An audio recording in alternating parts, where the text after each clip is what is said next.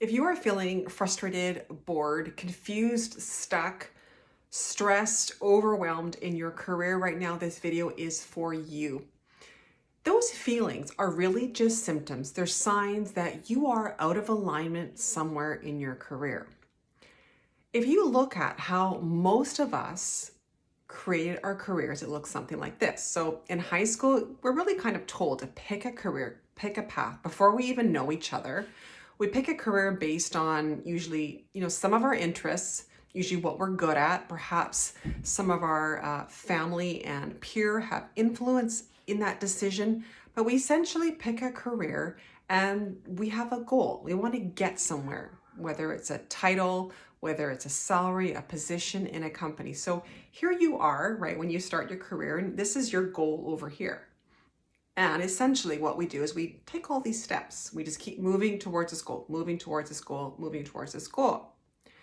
Now, if you're still watching this video, chances are somewhere along the way, you've gone like, I'm not feeling good about this. Like there's just something not right here. I'm feeling some of those uncomfortable feelings, right?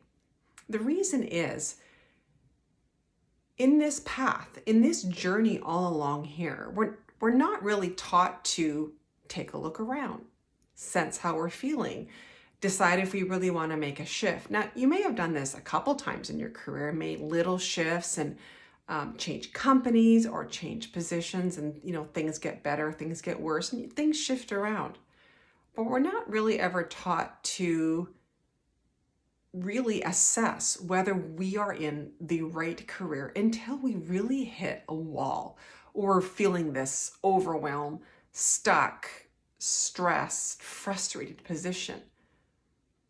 When you are in a career where you are fully aligned, so you're feeling actually good, where you're feeling energized, where you're feeling inspired, not every moment of every day, of course, but a lot of the time, this is what it looks like. First of all, the end goal that you pick is something that's been more carefully considered, taking into consideration things like your success needs, your life, your lifestyle, what you're good at, lots of different factors that are taken into consideration that are not taken into consideration the very first time you typically pick your career. So already that end goal is going to be, some cases a slight pivot, some a significant pivot, right? And then you take you. So here you are again, you're over here. Now, again, as I mentioned, for the first path that we usually do first in life, it's this logical, sequential, linear path that we take. We just keep going. We just keep going. This path is different. We take a few steps. We see how we feel.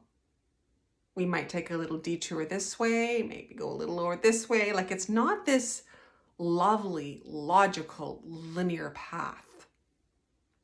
It often takes a bit more of a meandering path. You still have this goal out here, don't get me wrong, but it's a different path. The difference is you enjoy the path, the journey. And it sounds so cliche, it really does. But isn't that what we all want? We want to actually enjoy our day. Well, guess what? Your day is the journey. What's the point of getting here if you're miserable the whole time? Like this is really, you have to almost take a look at it from that 50,000, foot level. What is the point of getting to this goal if you hated every bit of the journey? And when we're first taught our careers, we're not taught and really guided to look around and see how we feel about the situation, how are we feeling each day.